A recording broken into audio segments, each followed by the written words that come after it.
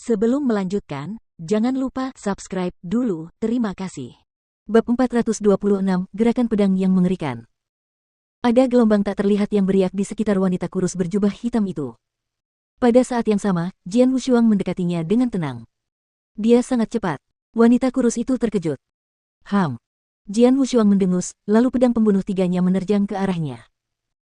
Seketika dia mencondongkan tubuhnya ke satu sisi dan nyaris menghindari pedang itu.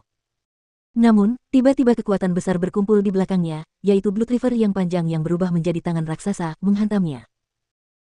Tidak ada waktu lagi baginya untuk bereaksi setelah menghindari pedang itu. Oleh karena itu, dia dipukul mundur dengan keras. Sudah waktunya.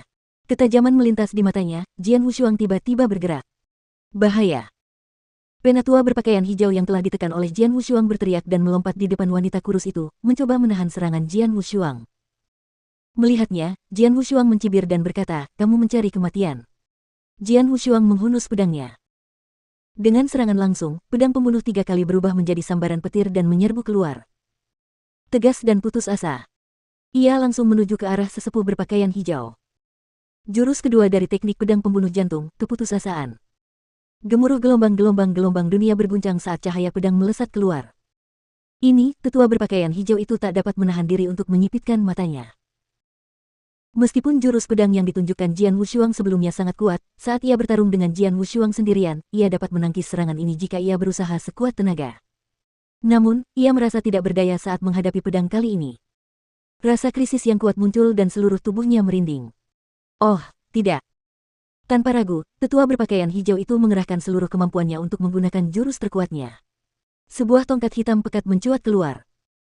Tongkat hitam pekat dan pedang panjang saling beradu. Ledakan. Pembuluh darah di tangan tetua berpakaian hijau itu pecah, tongkat panjang di tangannya terlempar dan dadanya berlubang besar. Bayangan pedang itu terus menerjang ke arah wanita kurus kering di belakang sesepuh berpakaian hijau. Bagaimana ini bisa terjadi? Wanita kurus itu terkejut. Namun saat ini, dia hanya bisa bergerak sedikit. Ledakan. Bayangan pedang itu mengenainya. Seketika tubuh kanannya meledak dan seluruh tangan kanannya hancur. Rasa sakit yang hebat menjalar ke seluruh tubuhnya. Dia menjerit-jerit dengan keras, tetapi pada saat berikutnya, dia berbalik dan lari, tidak berani menatap Jian Wushuang lagi. Lari, lari, lari. Wanita kurus itu meraung dan dia kehilangan keberanian untuk melawan. Itu adalah pedang teror dan intimidasi. Di medan perang, para ahli dari kedua kubu sedang bertarung sengit. Ketika kekuatan dahsyat tiba-tiba muncul, mereka semua melihatnya, melihat tubuh tetua berpakaian hijau jatuh dan wanita kurus kering itu melarikan diri. Apa ini? Semua orang tercengang. Meskipun mereka tidak melihat bagaimana Jian Wushuang melakukannya. Mereka semua sangat terkejut. Dua puncak tahap 3 bergandengan tangan dan bertarung dengan Jian Wushuang, tetapi satu tewas dan satunya lagi melarikan diri. Bagaimana ini bisa terjadi? Mereka mendengar itu adalah alam yang digunakan pendekar pedang yang aneh, tetapi kekuatan aslinya lemah dan belum mencapai puncak tahap 3, bukan? Jadi bagaimana dia melakukannya? Menyadari apa yang telah terjadi, wajah mereka berubah. Di satu sisi, Raja Tulang, Sue Yang, binatang buas dan yang lainnya yang berada di kubu yang sama dengan Jian Wushuang semuanya terkesima dan gembira. Di sisi lain, para ahli di kubu Palemun Markis merasa kesal. Apa yang sebenarnya terjadi? Dia jauh lebih kuat dari yang kita duga. Dia bisa membuat kita kehilangan 2 puncak tahap 3 dengan satu pukulan. Alam yang mengerikan itu sangat merepotkan. Bagaimana kekuatannya bisa begitu kuat? Wajah Markis Duosin tampak muram. Ia menatap Jian Wushuang dan mengumpat dalam hati, "Sialan, Tuan Deng Huo, di mana kau? Kenapa kau tidak muncul saja?" Duosin Markis tidak menaruh harapan besar bahwa mereka dapat melakukan apapun terhadap Jian Wushuang. Awalnya mereka diuntungkan karena memiliki 9 ahli.